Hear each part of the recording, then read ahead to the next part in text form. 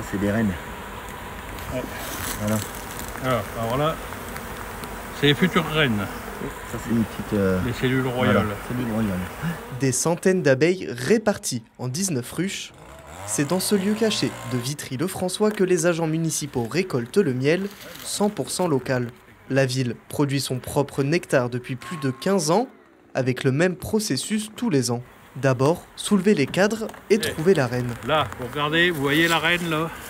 Une fois la reine repérée et déplacée, Marc fait partir les abeilles à l'aide de son souffleur. Les ruches nettoyées et vidées de tous les apidés, elles sont transportées à la miellerie.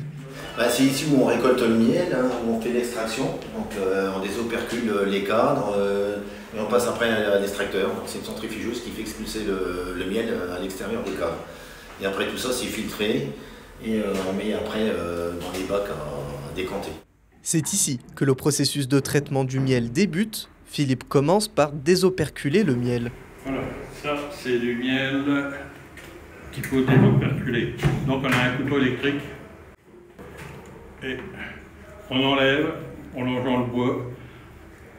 Puis passe les cadres dans l'extracteur afin de récupérer le miel qui se trouve dans les alvéoles à l'aide de la force centrifuge. Le miel est ensuite filtré avant d'être mis en état de maturation. Alors là c'est les maturateurs avec un filtre dessus.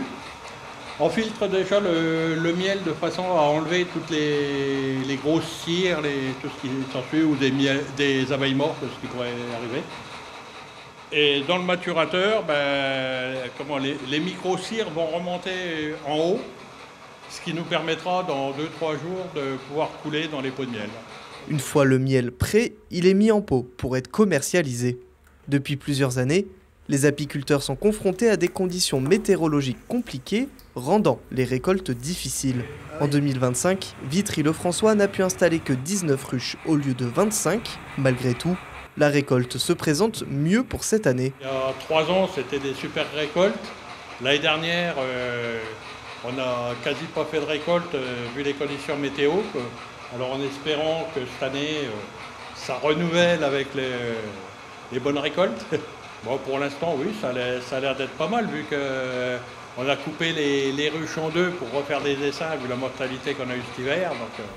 Il y a beaucoup de critères qui font que les ruches disparaissent, c'est vivant, donc ça meurt, ça vit, et c'est vrai qu'en fonction de la météo, en fonction de différents critères, des maladies, des insectes, enfin bref, il faut faire tout un tas de choses pour qu'elles puissent se maintenir en vie et avoir de bonnes colonies pour avoir de bonnes récoltes. Généralement, 2 récoltes sont réalisées dans l'année afin de produire 2 qualités de miel différentes.